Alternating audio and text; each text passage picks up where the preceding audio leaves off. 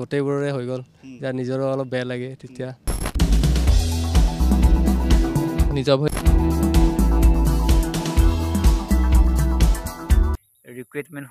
ৰিক্ৰুইটমেণ্টসমূহত জোৰদাৰ প্ৰস্তুতি চবে চলাই আছে আৰু তাৰ ভিতৰত ADRE third grade fourth grade আৰু আছাম পুলিচ ইউবি কামাণ্ডো বা এফিয়াৰ নিযুক্তি পত্ৰ বিতৰণ কৰা হয় গুৱাহাটী খানাপাৰাত চ' সেই সময়খিনিত যে গুৱাহাটী খানাপাৰাত গৈ নিজৰ মা দেউতাকৰ লগত লৈ যে নিযুক্তি পত্ৰখন লোৱাৰ কাৰ হেঁপাহ আছে এভৰিৱান গুড মৰ্ণিং স্বাগতম জনাইছোঁ গণ অফিচিয়েল ইউটিউব চেনেললৈ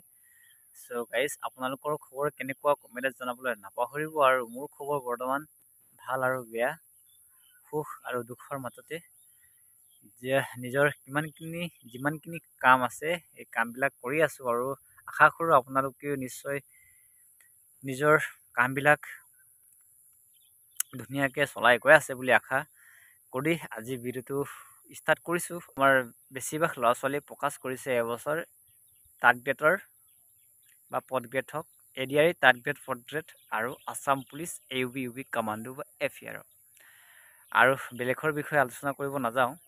কাৰণ সেইবিলাকৰ বিষয়ে বেছি মই জ্ঞাত নহওঁ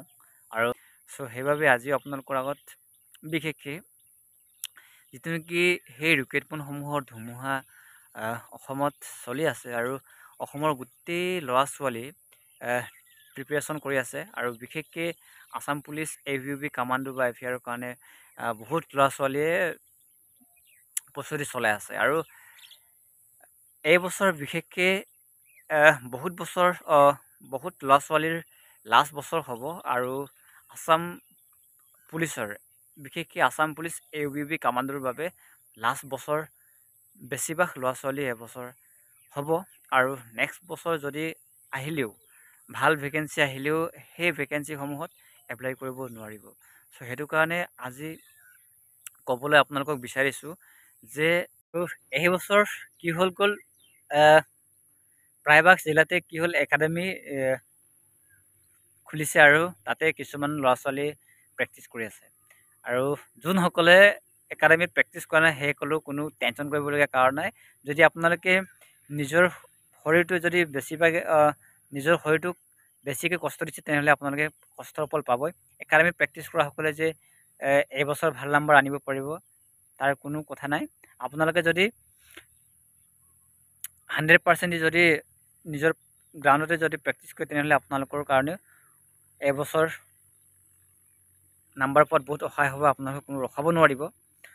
চ' সেইটো কাৰণে আজি সেই ভিডিঅ'টো বনাইছোঁ যাতে আপোনালোকে আৰু বহুত ভিডিঅ'সমূহ মই পাই থাকোঁ কাৰণ বহুত ল'ৰা ছোৱালী মানে বিভিন্ন ধৰণৰ মানে প্ৰেক্টিছ কৰি আছে কিছুমানে একাডেমিত কিছুমানে নানা ধৰণৰ মানে প্ৰেক্টিছ চলাই আছে আৰু কিছুমান বাৰীত কিছুমানে বোকাত কিছুমানে ধুনীয়া গ্ৰাউণ্ডত কিছুমানে ষ্টেডিয়ামত কিন্তু একেটাই হ'ব যতে আপুনি প্ৰেক্টিছ নকৰাব লাগিলে যদি আপুনি যদি নিজকে যদি 100% দি যদি আপোনালোকে প্ৰেক্টিছ কৰে তেনেহ'লে আপোনালোকৰ একেটাই হ'ব আৰু বিশেষকৈ যোনসকল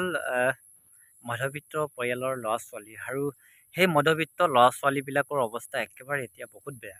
কাৰণ সেইটো কাৰণে বেয়া কিছুমানে নাইট ডিউটি মাৰি ৰাতিপুৱালৈকে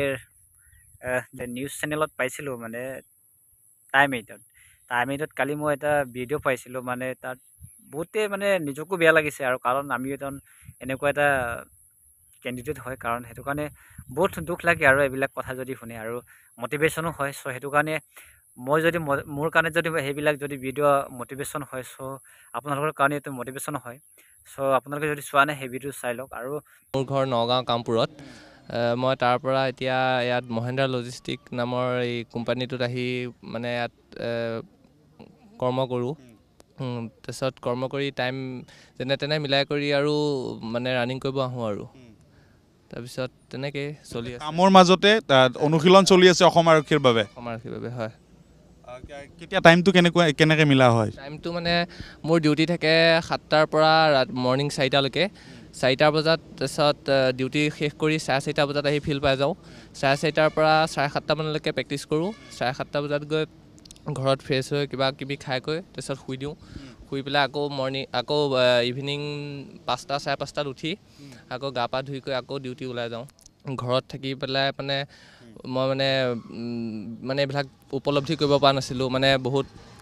আলসত খোৱা নিচিনা খাইছিলোঁ, উঠিছিলোঁ, বহিছিলোঁ, মানে খোৱা মানে ঘূৰা পকা বেছি কৰিছিলোঁ। তাৰপিছত নিজে মানে উপলব্ধি কৰি পেলাই ভাবিলোঁ যে মই নিজৰ ভৰিত নিজেতো খাৰা হ'বই লাগিব। সেইটো কাৰণে এবাৰ মোক অসম আৰু জব এটা কৰিছিলোঁ, কিন্তু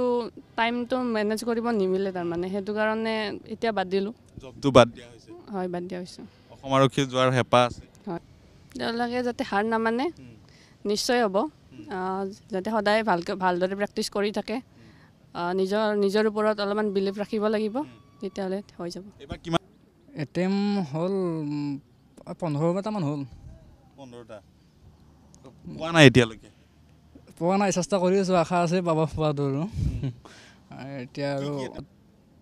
অসম আৰক্ষীৰ কাৰণে পুৰা চলি আছে আৰু মানে কি ক'বা মুখ্যমন্ত্ৰীক, কি ক'বা স্বচ্ছ আৰু নিকাভাৱে যি নিযুক্তি প্ৰক্ৰিয়া চলি আছে, কি ক'বা?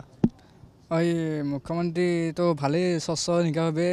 যোৱা যিবিলাক অসম আৰক্ষী নিযুক্তি হৈ গ'ল, ভাল সেনেকৈ স্বচ্ছ নিকাভাৱে হৈ গৈছে। এইবুলিও স্বচ্ছ নিকাভাৱে হ'ব বুলি মানে কি আশা কৰিছোঁ। আৰু আমাৰ ল'ৰা ছোৱালীবিলাকে মানে কি মনত আশা এটা ল'ব লাগে যে আমি যাতে খানাপাৰা ফিল্ডত গৈ মাক লৈ গৈ মানে কি এপইণ্টমেণ্টখন ল'ব পাৰোঁ, সেইটো মানে সপোন দেখিব লাগে। আৰু সেইটোৱে মানে কি যেতিয়া মানে কি সাহস মানে কি হেৰি হয় আৰু ভাল। এইকেইদিন বা আপোনালোকে নিশ্চয় গম পায়, প্ৰায়ভাগ অসমৰ জিলাতে কি হ'ল, একাডেমি খুলিলে আৰু আছাম পুলিচ ABUP কামাণ্ডৰ কাৰণে প্ৰিপেৰেশ্যন কৰিবৰ কাৰণে প্ৰায়ভাগ জিলাতে মানে একাডেমি খোলা হৈছে। আৰু কাৰ জিলাত একাডেমিত আৰু আপোনালোকে ক'ৰ পৰা চাই আছে আৰু আপোনালোকৰ জিলাখনত একাডেমি খুলিছে আৰু আপোনালোকে ক'ত প্ৰেক্টিচ কৰি আছে, চ' কমেণ্টত জনাব নাপাহৰিব। চ' সেইটো কাৰণে আজি আপোনালোকৰ আগত মই শ্বেয়াৰ কৰিছোঁ মোৰ সকলো কথাবিলাক। চ' আপোনালোকে যদি মোৰ ভিডিঅ'টো চাই যদি ভাল লাগে, তেনেহ'লে লাইক শ্বেয়াৰ কৰি দিব। আৰু যদি আপোনালোকে যদি মোৰ চেনেল ছাবস্ক্ৰাইব কৰা নাই, তেনেহ'লে প্লিজ ছাবস্ক্ৰাইব কৰি দিব, দিবলৈ চেষ্টা কৰি থাকিম। চ' আৰু ভিডিঅ'টো বেছি দীঘলীয়া নকৰোঁ, আৰু বহুত বেছি দীঘলীয়া হ'লেও বেয়া। চ' কষ্টৰ মাজতে এইবছৰ বহুত বেছি কষ্ট কৰি প্ৰিপেৰেশ্যন কৰক আৰু ভালেই ৰাখক। আপোনালোকৰ সদায় কামনা কৰিছোঁ আপোনালোকৰ ভৱিষ্যত ভাল হওক, তাৰে কামনা ৰাখি আজি মোৰ ভিডিঅ'টো সিমানতে সমাপ্ত কৰিব বিচাৰিছোঁ। চ' জয় আই অসম, বন্দে মাতৰম।